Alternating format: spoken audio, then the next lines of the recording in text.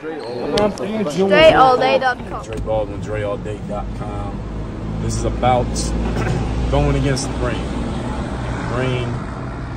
By the grain, what I mean is looking at what the masses do, looking at what most people do, and having the mind and then the willingness to go against what you see everybody else doing.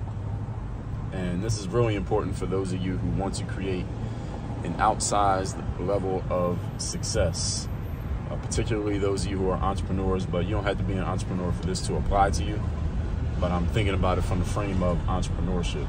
In that, and this is the reason why I'm telling you this, because back in before I was born, 1950s, 1960s, the Social Security Administration started tracking people's financial outcomes over the courses of their lives, starting from the time that they entered the workforce. At this time, it was mostly males, up until their around age 65, which was the retirement age when retirement first got instituted. And what they found was by the end of all their working years, by age 65, starting at age 18 or age 21, 1% of people were what they considered to be financially rich. 5% were financially well off. 15% were doing pretty well. That's 20% of the group right there. The other 80% were either actually dead, or they were financially destitute or financially dependent on either the government or other family members for their financial needs.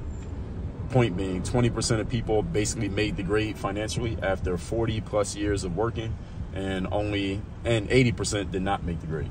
So when you hear people talk about the 80-20 principle, this is one of the ways that the 80-20 principle applies. 80% of people end up producing very little of the outcomes, and 20% of people produce a whole lot of the outcomes when it comes to creating some level of success. And it applies across the board in many aspects of life. Now, what does this have to do with creating outsized levels of success? Is keeping that 80-20 principle in mind is this.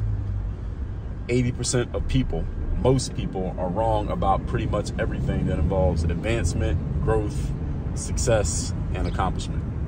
So whenever you find yourself agreeing with the masses of people in anything that involves success, growth, accomplishment, and advancement, you're amongst the majority. And being amongst the majority is the wrong place to be when you want to be successful. Because as I just told you, 80% of people do not become successful. So you don't want to find yourself in agreement with most people. So where's all the success? Then it's in doing the opposite of what most people do. So everybody understand how I logically can get to this conclusion? So when you find yourself going against the grain, or if you ever decide to go against the grain, or you ever see somebody going against the grain, do not do what the masses of people do, because this is what the masses of people do. They will ridicule or attack or talk negatively about that person as if the only reason they're going against the grain is just for the hell of it, or they're just going against the grain because they're just trying to be different, or they're trying to be, some people will say, well, you're just trying to be contrarian, or you're just trying to draw some attention to yourself by not doing what everybody else does. When, as a matter of fact, I just explained to you that going against the grain of what everybody else does is actually the smartest thing you can do. And the dumbest thing you can do is to do what everybody else does, because everybody else, by the law of averages, ends up less than successful, because 80% of the people end up producing only 20% of the outcomes, and 20% of people produce 80% of the outcomes. So just by the law of probability alone, if you want to be successful in any endeavor, if you just look around and see what most people are doing, and you don't do that, you're putting yourself in a better position based on statistics of probability to be successful by not doing what everybody else does. Everybody follow what I just broke down there and explained? It's a very simple concept. And now let me tell you why. Since being that this concept is so simple, why do so few people follow it? Because now that you heard me explain it, and I think all of you got it, now the question is, okay, Dre, if it's so simple and you can make it sound so easy in 5 minutes, why doesn't everybody do this? Why doesn't everybody know this? Or why do the people who do know this and have heard this, why are they not doing it? Well, that's a good question. There's an answer to that. Answer to this is human beings are wired for social connection. meaning everybody's heard the phrase, misery loves company, right? And everything loves company. It's not just misery that loves company. Success loves company. Happiness, frustration, anger, any kind of energy loves company. Human beings are wired to connect with other people. It is part of our social wiring to want to be around the group and do what everybody else, quote unquote, everybody else is doing. It takes a different type of mind, a different type of wiring, a different type of thinking to look at what everybody else is doing and not do it. Because for human beings on the mental side of things, we feel a certain amount of emotional pain anytime we are not doing what everybody else is doing, anytime we're going against the grain. And the areas of our brain in which we experience emotional pain is the same area of our brain in which we experience physical pain, meaning your lizard brain, your subconscious mind doesn't understand whether you're feeling emotional pain or physical pain because you feel it in the same part of your brain. Point being, it's very difficult for people to go against the grain and not do what everybody else does because we're wired to do what everybody else does. So again, you have to do this consciously. You have to consciously be thinking about it to not follow the crowd.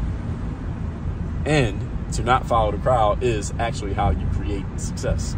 So what you do here is you consciously figure out what are the ways in which you have been following the crowd, and not maybe, but definitely you need to stop doing that, ways you can not follow what everybody else is doing. And then as you're thinking about it consciously and you do that consistently, and there are ways that you can condition your mind for this, eventually what happens is you condition the part of your mind that makes the most decisions, which is the subconscious mind. That's who makes the most decisions, not your conscious mind, it's your subconscious. And when you get the subconscious programmed properly to go against the grain on a consistent basis as a normal habit and way of living, that's when you really start having the breakthroughs and making the big differences in your life. It's not the conscious thinking. You got to start with the conscious thinking. You got to do that on purpose. But you do enough of it on purpose, then what happens is you start programming your subconscious mind. And that's when you really start to make breakthroughs. So this is why you can watch a video on YouTube to get you hyped up and excited about a thing, but then you still don't really make a change because it's only getting through to the surface level, which is your conscious thinking.